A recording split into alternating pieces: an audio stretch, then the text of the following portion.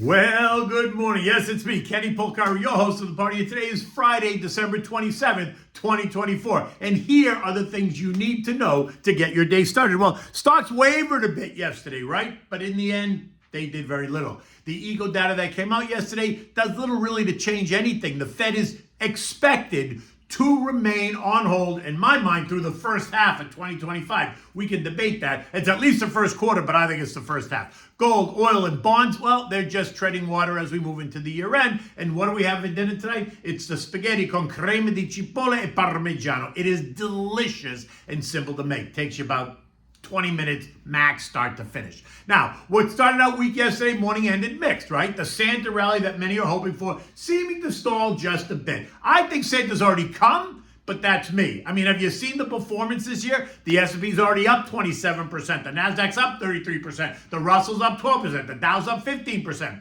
I mean, I discussed this with Cheryl Casoni yesterday on Fox Business. You can see the clip on my Twitter at Kenny Polcari. You can see also the link. I put it in my written note if you want to see it. In any event, stocks ended up doing a lot of nothing on very low volumes, something that we have been discussing, right? Year-end, low volumes, exaggerated moves, all that stuff. The Dow gaining 26 points. The S&P was down 3. The Nasdaq down 10 points. The Russell was up 20 points. The Trends gained 40 points, while the equal-weighted S&P gained 7 points.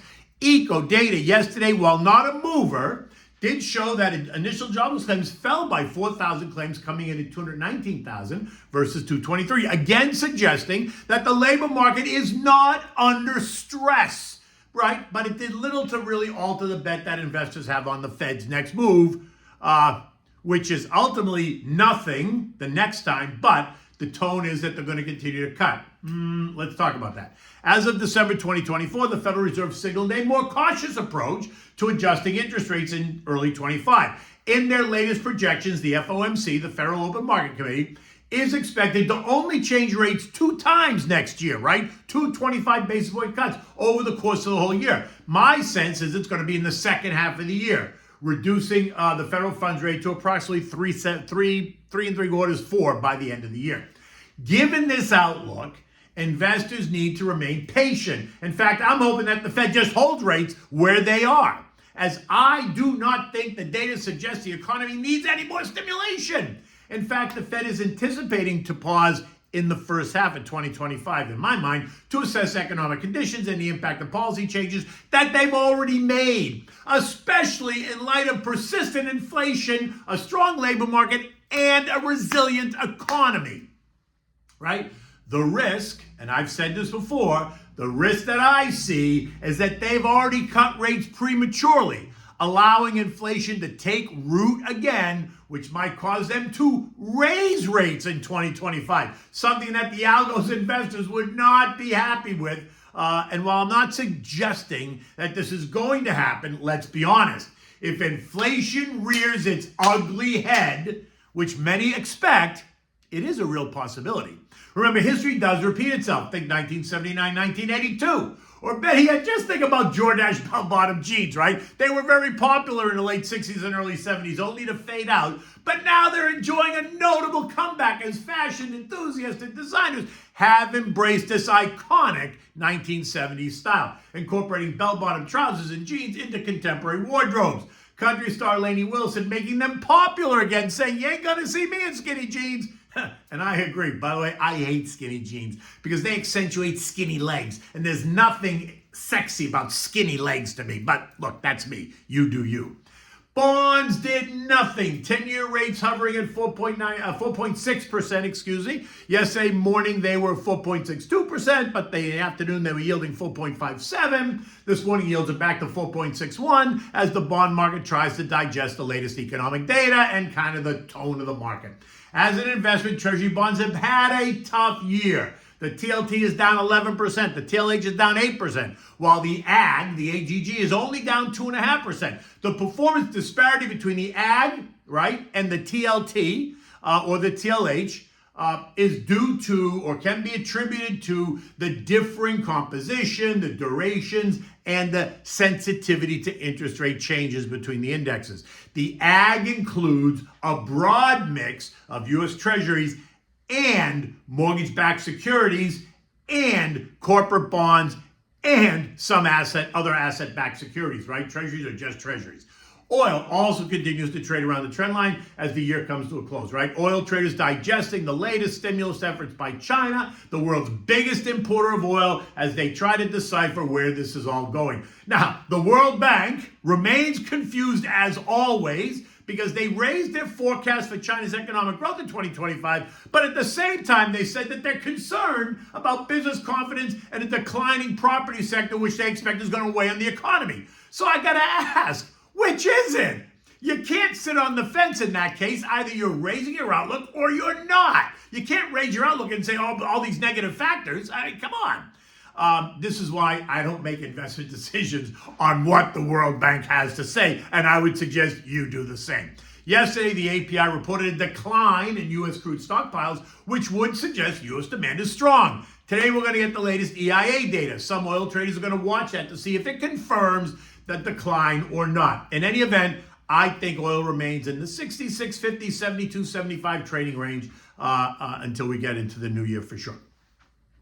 The VIX, which is the fear index, traded down and below all three trend lines yesterday, once again suggesting investors are back into the complacent territory. And this morning, it is up 72 cents or 5% at 1545, but it still remains below the trend line at 1603. Key levels to watch on the VIX are 1603, 1660, and 1729. Gold as well is just churning in a tight range at 2640, 2660 as we wind down the year. Year to date, gold is up 20.5%. Not bad for an asset that has no business and pays no dividends, but only responds to supply and demand based on what investors perceive about the economy, about inflation, and about geopolitical unrest, all issues that have been top of mind this year. Remember, Goldman's calling for $3,000 an ounce by 2025, a 15% increase from here, which suggests to me that they think inflation and geopolitical unrest is going to continue to be top of mind next year. For now, it remains in the 2,600, 2,700 trading range. U.S. futures are down again this morning. Dow futures down 145, the S&P's down 22, the Nasdaq's down 85, while the Russell's off by 12 points. Much of what happens over the next 3 days is going to be technical. Some profit taking, some tax loss selling, some short covering, all very typical for this time of the year. It's Friday. Next week's another holiday shortened week. Volumes are going to be light. Moves will be exaggerated. Don't make any major investment decisions next week. Just don't do it. Just relax. European markets are open after the Boxing Day holiday. They're all just a bit higher. There is no eco data to speak of today, and if there was, it wouldn't make a difference. Anyway, the S&P ended the day down 3 points at 6037. Again, you know how I feel. My sense that this is the top for the rest of the year. And if it is, it ain't so bad, right? The Dow is up, the S&P, they're all up. All the indexes are up nicely, 15%, 26%, 33%, whatever. The official Santa rally that began on Monday, the 23rd, ends next Friday, January 3rd. So that's what they're all kind of waiting for. Some traders, some investors, they think there's going to be this big action. Anyway, what do we have in dinner today? We're having the spaghetti con crema di cipolle parmigiano, right? It's a simple dish. It is very delicious. Try it on Saturday night. For this, you need a half a pound of spaghetti, depending on how many people you're cooking for. You need 4 Vidalia onions, sliced thin on a mandolin. If you're not, just use your knife. You need butter. You need chicken broth, salt and pepper, olive oil, and of course, fresh grated Parmigiana cheese. You're going to start by bringing a pot of salted water to a rolling boil on the back burner so that it's ready when you need it. Just plop the pasta in. It's all going to be done in 8 minutes. Now, in a large saute pan, you're going to add just a bit of olive oil, go around 2 or 3 times, add the sliced onions and a stick of butter. Cut it up into cubes, right? Season it with salt and pepper, saute the onions until they're nice and soft and a bit toasty. Might be 10, 12 minutes, something like that. Then you're going to add 2 cups of chicken broth. Bring it up, warm it up, bring it to a boil. Now add the pasta to the pasta water, cook it for 8 minutes until it's al dente. Now, take the onions and put it in a food processor to create the crema di cipolla, right? The onion cream. Now add the cream back to the saute pan, and when the pasta is al dente, strain it, always reserving a mugful of the pasta water, which we call tears of the gods, and add it directly back to the saute pan, the pasta, and then mix it. Next, add the handful or 2 of Parmigiana cheese, and you're done. Serve this immediately in warm bowls. And remember, if the pasta sucks up the sauce, which sometimes it does, that's when you're going to add back some of the pasta water to keep it moist and nice and creamy. It is delicious. It's simple to make. It will become a family favorite. I love the Dahlia onions. I love the Dahlia onions in this sauce. While it says crema di cipolla, there is no milk or cream in it. It just becomes the cream that is created when you put the onions in the food processor, and it comes out this delicious, goldeny kind of creamy sauce. It is really, really good. In any event, try it Saturday night and let me know how it is. Until Monday, take good care.